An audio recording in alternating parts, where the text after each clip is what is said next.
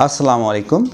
Part 4 में मैं gestational diabetes या हमल के दौरान शुगर होने वाले अमराज या होने वाली ख़वातीन के बारे में बात करना चाहता हूं और इस टॉपिक को आप तक कन्वे करना चाहता हूं कि हम इन्हें इसमें क्या कर सकते हैं, कैसे डिटेक्ट कर सकते हैं, क्या हदायत दे सकते हैं और कैसे माँ और बच्चे की सेहत को बेहतर करने की कोशिश कर सकते हैं ताकि कॉम्प्लिकेशंस कम हों और नॉर्मल डिलीवरी की तरफ पेशेंट चला जाए।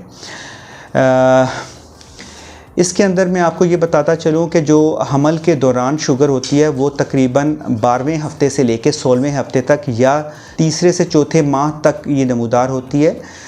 जब भी मरीज़ जाता है लेडी डॉक्टर के पास चेकअप के लिए तो वो अमूमन एक शुगर के लेवल करवाती हैं या पिछले 3 महीने की शुगर देखने का टेस्ट वो करवाती हैं। अगर उसका में शुगर डिटेक्ट हो जाए तो फ़ौरन वो फिजिशियन को रेफ़र करती हैं या उसकी मेडिकेशन शुरू कर दी जाती है। ऐसी कंडीशन के अंदर जब एक मरतबा शुगर का पता चल जाए तो कुछ चांसेस होते हैं। कुछ मरीज़ों में हमें सिर्फ ये होता है कि इन मरीज़ों को शुगर होने के चांसेस बढ़ हो सकते हैं आगे फ्यूचर में जाके, और कुछ में ये होता है कि उनको वेल नॉन डायबिटीज़ निकल आती है या उनको शुगर हुई होती है और मरीज़ों को पता नहीं होता है।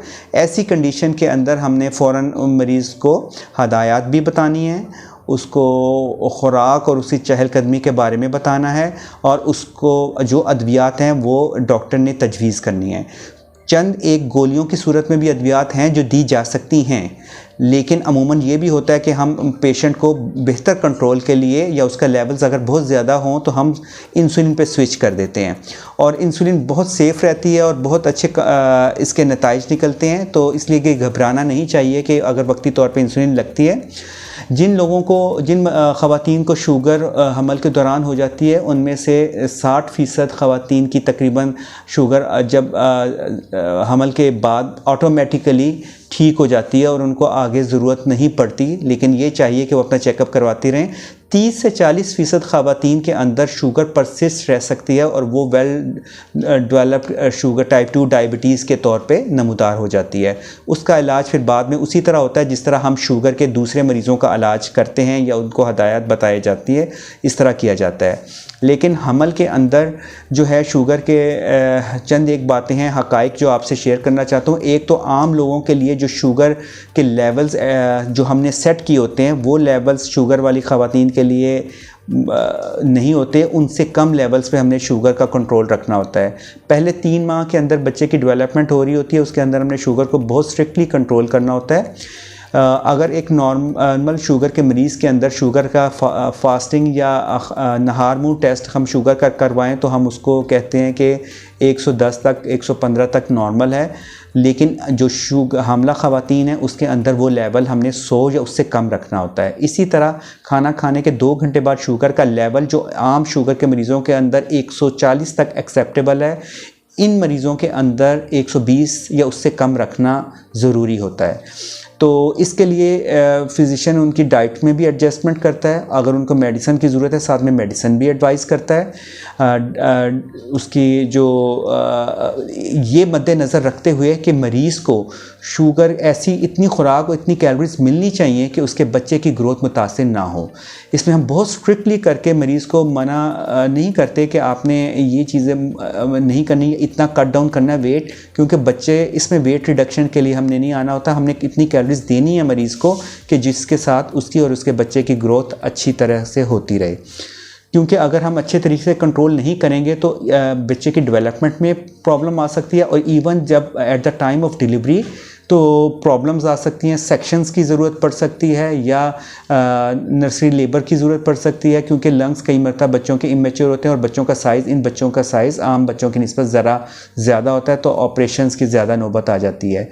तो ऐसे पेशेंट्स को हम जो सेक्शन डिलीवरीज़ भी होती हैं तो वो हम ख़ास केयर के अंदर कहते हैं कि हो, ताकि अगर बेबी को ज़रूरत हो तो फ़ौरन हम नर्सरी में शिफ्ट कर सकें।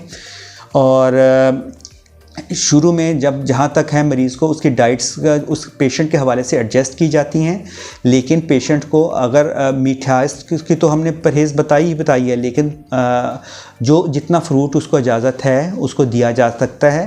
जंक फूड्स के अलावा उसको रोटी की भी खिलाने की कोई पाबंदी नहीं होती है। उसको जिस तरह मैंने आपको पहले सेक्शंस में बताया था, आटा और जौ की जो रोटी मिला के दें गोश्त का इस्तेमाल कर सकती हैं, दूध का इस्तेमाल कर सकती हैं, दालें अजनास से इस्तेमाल कर सकती हैं। सिर्फ ये है कि बहुत एक्स्ट्रा फ़ैट वाले और एक्स्ट्रा हाई कैलोरिक जो शुगर के लेवल्स वाले खाने हैं या बेकरी के आइटम्स हैं या ड्रिंक्स हैं वो अवॉइड किए जा सकें, जूसेस हैं वो अवॉइड करके हम पेशेंट को स्टेबल कर सकते हैं। और जहाँ पे ज़रूरत पड़ी हम एड ऑन थेरेपी के तौर पे इंसुलिन और मेडिसिन का इस्तेमाल कर सकते हैं। बाकी बात रहेगी वॉक की, तो कई मरतबा पेशेंट ये ऐसे होते हैं जिनमें हिस्ट्रीज़ होती है कि मिस कैरेजेस या बार बार अबॉर्शंस के। ऐसे मरीज़ों को अगर लेडी डॉक्टर ने मना किया है कि आपने ज़्यादा चलना फिरना नहीं है, वो तो एक अलग बात है। अदरवाइज़ ये मरीज़ नॉर्मल मरीज़ों की तरह चहलकदमी कर सकते हैं और एंड तक कर सकते हैं जब तक कि ख़ास उनके गाइड ना किया जाए या ख़ास उनको बताया ना जाए कि आपने क्या एहतियाती हैं जो एंड पे at the time of delivery तक लेके जानी है। इससे इनकी और इनके बच्चों की आउटपुट बहुत बेहतर हो सकती है और बहुत सारी जानों को सेव अच्छे तरीके से बचाया जा सकता है अल्लाह ताला के हुक्म से। तो इन बातों को ज़हन नशीन रखें।